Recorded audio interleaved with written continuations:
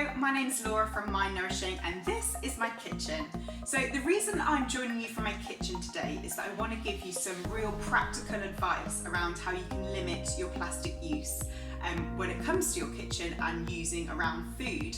So the reason I wanted to share this is because I've learned a little bit more recently around not only the impact plastic has on the environment, but actually how it can have a huge impact on your health.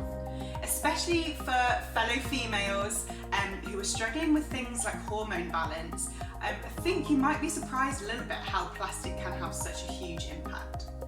So one of the ingredients that we find in plastics, and one that you might have heard of before, is called BPA.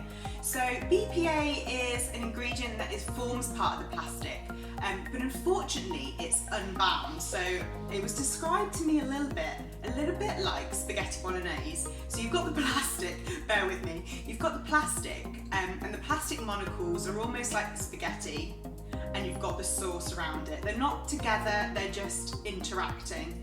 And the issue with plastic in this form is that some of those spaghetti pieces or some of that sauce can leak into the food if it becomes in contact. So I am not an angel when it comes to food storage, and I will show you what previously used to be kind of like my everyday food storage. It used to be one of these takeaway packs I used to reuse, wash in the dishwasher and continue to use because I thought, hey, I'm reusing, like this is really good for the environment to not keep throwing these away. Big mistake. So containers like this are the ones that can quite easily leach plastics into our food. They're not meant to be used regularly, they're not meant to be heated in the dishwasher, they're not meant to be microwaved, and they're not meant to be regularly used because as they wear, again, they release more and more plastics into our food. So BPA and phthalates, which is another ingredient often found in plastic, often mimic estrogen, the hormone within our body. So the issue with this is that it binds to estrogen receptors, and it means that more estrogen is left kind of moving around the body.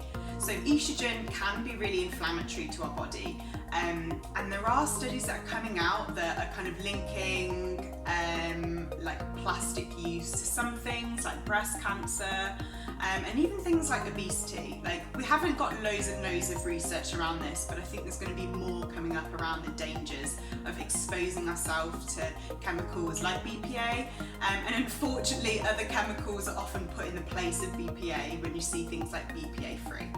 So I think the best thing that we can do, and one of the most simple things we can do, is just make slight changes to how we kind of use our cooking equipment. So be gone the one use or however many times plastic container that probably it's got cracks in. Let's be honest, that's going in the bin. So I'll recycle it. So what I use instead, and I got these from IKEA. So I've got some glass containers. So I went for the bamboo top as well, just because I thought I don't really want any plastic to be in touch with my food.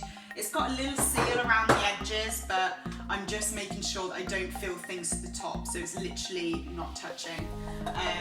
Another thing that I'm liking to do at the moment is just keep all of my jars. I don't even have to buy these. So I think this was a peanut butter jar. This was like some fancy vegan mayo jar. So these are the jars that I'm kind of keeping my nuts in, some fruit in if I'm taking it away from home. And yes, they might clank a bit more in your bag, but I feel overall it's worth the slight inconvenience of sounding like you're carrying bottles with you and maybe are on the alcohol at midday. Another thing I'm trying to do is switching from my plastic spoon to my wooden spoon. It's just so simple, but we don't even think about how many times in the kitchen plastic is hitting our food, and especially with water as well. I used to be such like an advocate of reusing water bottles, plastic ones, because I thought that was a good thing, but now I use like a metallic one, which is great. I feel like I'm saving money, I'm not buying water bottles, and I know that all of those nasty chemicals aren't going into my food and drink.